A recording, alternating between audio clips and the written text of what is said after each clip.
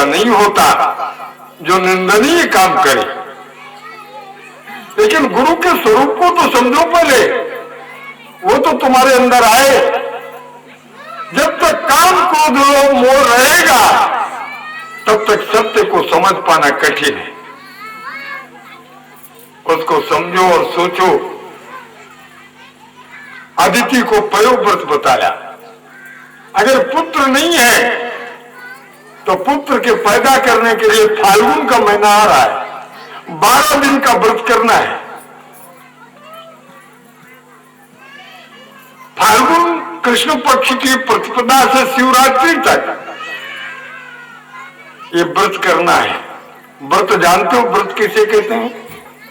व्रतान चेहरे हरितोषरानी। व्रत का अर्थ होता निश्चय। मन में निश्चय कर लो हम कृष्ण को पाकर रहेंगे। बोलो बाल कृष्ण भगवान की। ये व्रत कहलाता है। उपवास कहते हो। हम तो उपवास भैया शनिवार के मंगलवार के फोकट भैया भूख मरथस। उपवास के अर्थ तो समझ। उप समीपे भाषा उपभाषा। उप कहते हैं ईश्वर को, जो ईश्वर के समीप में वास करे, इसका नाम उपवास है। घर में बाहर लड़ाई झगड़ा करते हैं और कहते हैं हम तो उपवास है ना आज। ये ले कहा उपवास है भैया? भागवत ऐसा नहीं कहता है। उपवास करो, ईश्वर के समीप रहो, माने न्याय के समीप रहो, सत्य के समीप रहो, सदाचार के समीप रहो। अगर उससे अलग होते हो तो ना तुम्हारा व्रत होगा ना उपवास होगा। कुछ भी तो तुम्हारा नहीं होना है, कुछ भी नहीं होना है। इसलिए मन को चित्त को जरा शांत करो। ये कथा तुम्हारी कह रहा हूं।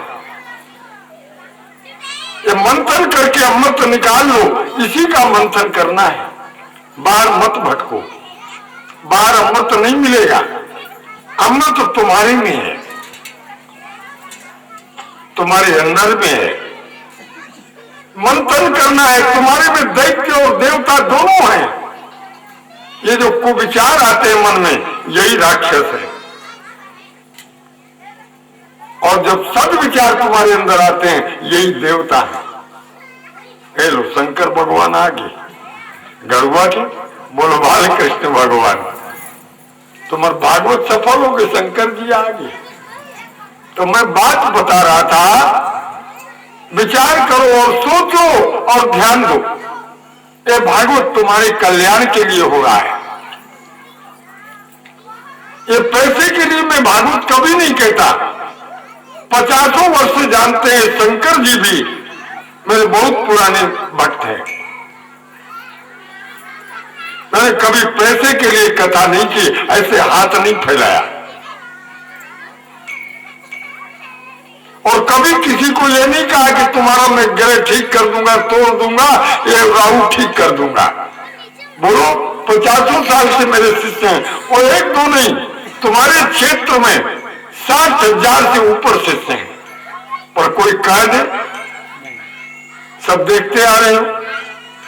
ये भागवत ठगाई के लिए नहीं, कायता कर लो गए कथा सारस्वतो कथा। भागवत में एक बर्तन नहीं मिला तो गुस्सा हो गए महाराज, तो काबल कलसा नहीं लाए। हम तो कभी देखबे नहीं करन, का आए का लाए का ले गए। साथियों, जितना इस मोह का त्याग करोगे, माया का त्याग करोगे, उतना ही सत्य के समीप जाओगे। नहीं झूठ पर विश्वास करके फंसोगे। भागवत की कथा दिव्य है। जब सत्य पर दिखा, मंथन किया तो अमृत मिला।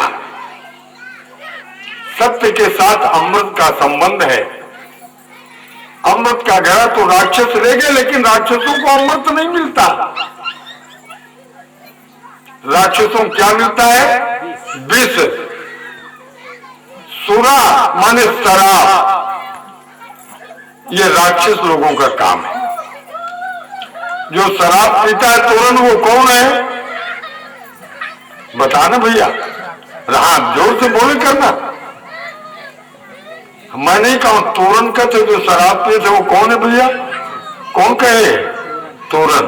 मैं नहीं कहे। बोलो बाल कृष्ण भगवान। विचार करो, सोचो, भागवत तुम्हें कहां ले जा रहा है? अमृत पीने के लिए ले जा, तुमको अमर करने के लिए ले जा रहा है, मरने के लिए रास्ता नहीं बता रहा है। अमर हो जाओ।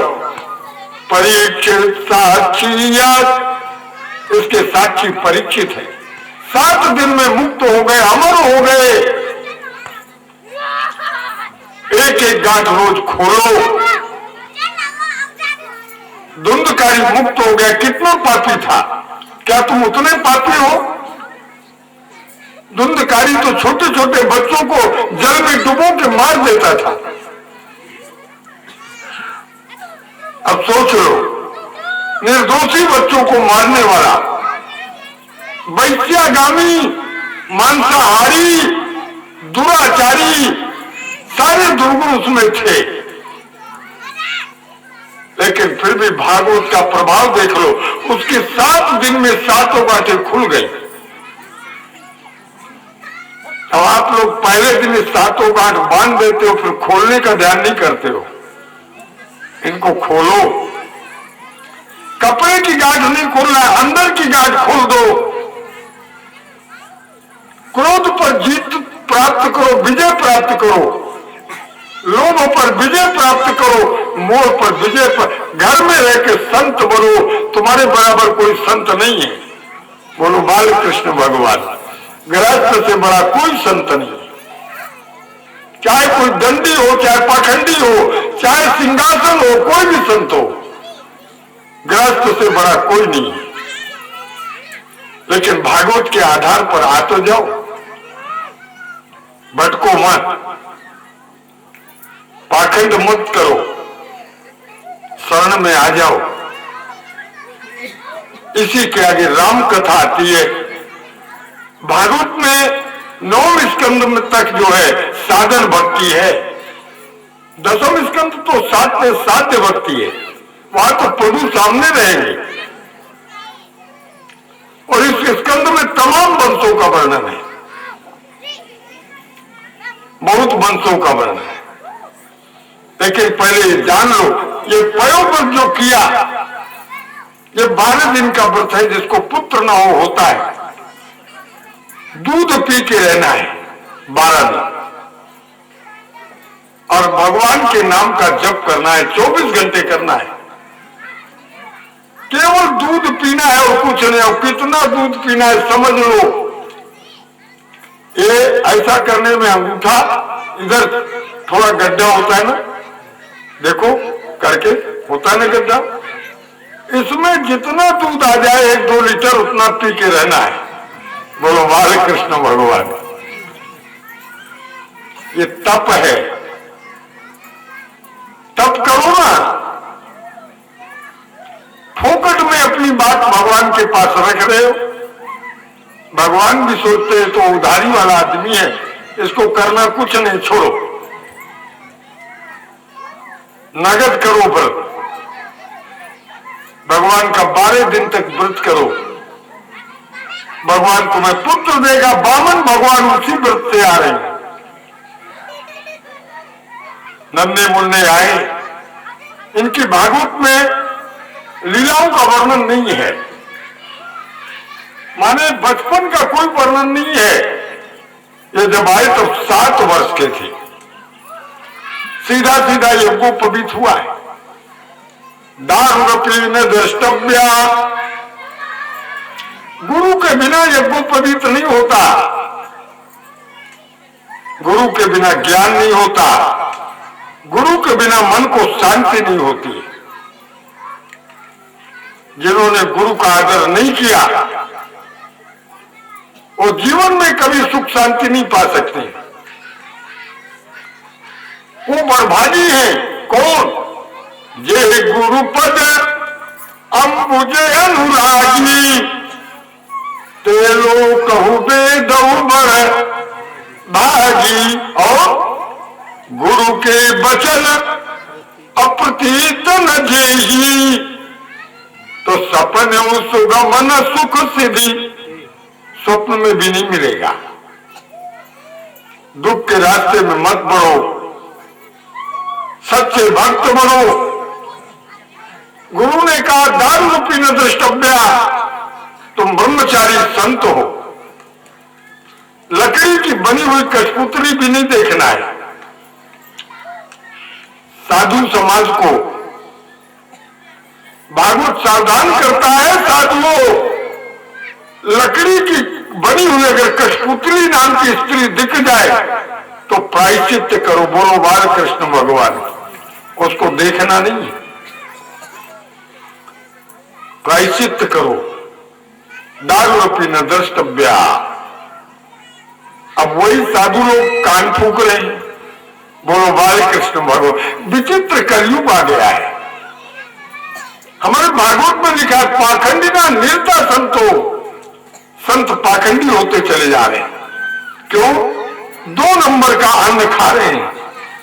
बड़े बड़े सेठ के यहां जाएंगे, अरबपति है,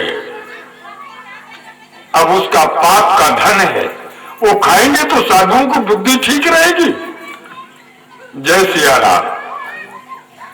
जैसा खाए अन्न और वैसा बने मन। देश को बिगाड़ने वाले 2 हैं, नेता और साधु। मैंने अपने जीवन में अनुभव किया है। उपदेश तो किया साधुओं ने, लेकिन स्वयं कुछ नहीं किया। बोलो बाल कृष्ण भगवान। इसलिए देश में आज धर्म के प्रति लोगों को विश्वास नहीं है। कथा में आते हैं, लेकिन जो बातें हो रही हैं उनको दिल में लेते नहीं है। मेरे साथियों, तुम महान हो। गृहस्थ आश्रम से बाहर कोई आश्रम नहीं है, सब तुम्हारे नीचे है। गृहस्थ बच्चों का पालन पोषण करता है, दूसरों को, गरीबों को, अनाथों का सहायता करता है। लेकिन किसी तीर्थ में जाओ, अरबों खरबों की संपत्ति लिए साधु बैठता है, लेकिन देखता है वो शेष आया है रायपुर का, बस 4 साधु लगा देगा, भैया उसका इंतजाम करना, और कुछ ना कुछ 2-4-10 लाख दे के जाएगा। साधुओं की निगाह पैसे में रहती है शंकर भैया। बोलो बाल कृष्ण भगवान। वो सेठ लोग देखते और गरीब की कोई व्यवस्था नहीं करेगा। हमारे अमरकंटक में जाओ, गरीबों के लिए कहीं कोई जगह नहीं है।